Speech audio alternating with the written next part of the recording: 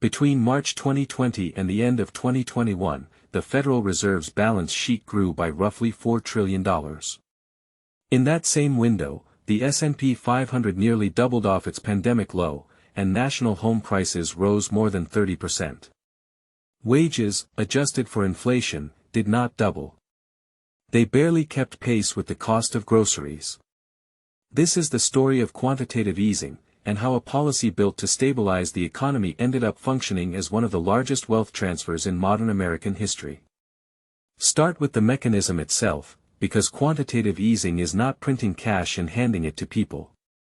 It is the Federal Reserve creating new bank reserves to buy financial assets, primarily treasury bonds and mortgage-backed securities, directly from banks and large financial institutions. The goal is to push down long-term interest rates and encourage lending.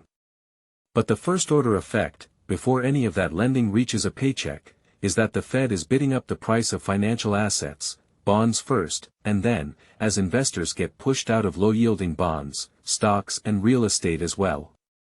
Economists call this the portfolio balance channel. In plain terms, it means new money enters through the assets wealthy people already own, not through the wages typical workers earn. Now look at who actually owns those assets. According to the Federal Reserve's own distributional financial accounts, the top 10% of American households by wealth own roughly 87 to 90% of all directly and indirectly held corporate equities and mutual fund shares. When quantitative easing inflates the stock market, it is inflating a pool of wealth that is overwhelmingly concentrated at the top before the policy even begins. The bottom half of households, by contrast, hold a small fraction of financial assets and are far more likely to be net renters than net asset owners, meaning rising home prices function as a cost, not a windfall, for that half of the country. This produces two different kinds of inflation happening simultaneously, and they get talked about as if they are the same thing.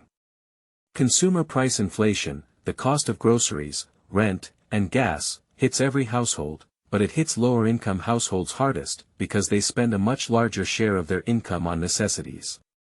Asset price inflation, the value of stocks, bonds, and real estate, benefits whoever already owns those assets, concentrated overwhelmingly at the top.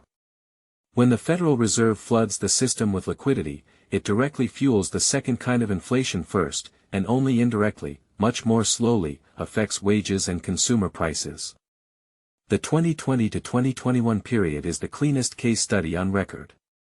The M2 money supply, a broad measure of cash and easily accessible deposits, grew by roughly 40% in about 2 years, according to Federal Reserve data, one of the fastest expansions in the measure's history.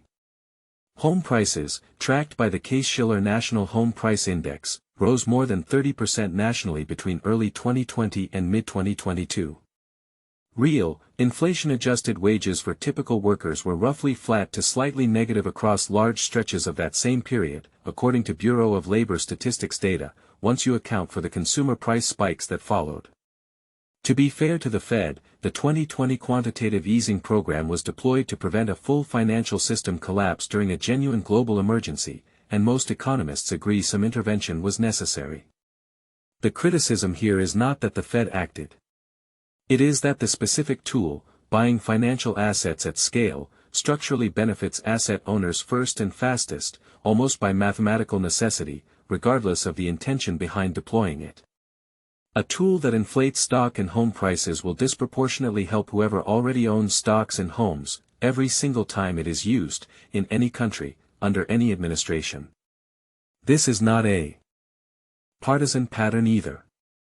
Quantitative easing under both parties, following the 2008 financial crisis and again during the pandemic, produced the same distributional effect, rapid asset price recovery, concentrated wealth gains at the top, and a slower, weaker recovery in wages and labor's overall share of national income.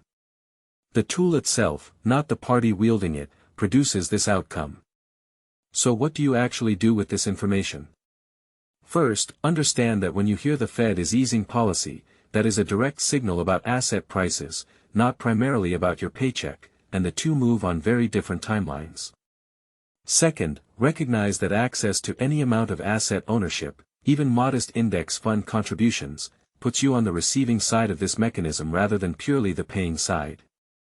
Third, watch the distributional data the Fed itself publishes, not just the headline stock market number, because that data will tell you who a given round of easing is actually benefiting before the broader economic commentary catches up.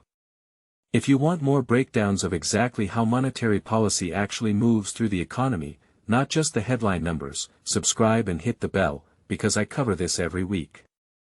And tell me in the comments, did your net worth grow faster than your paycheck since 2020? See you in the next one.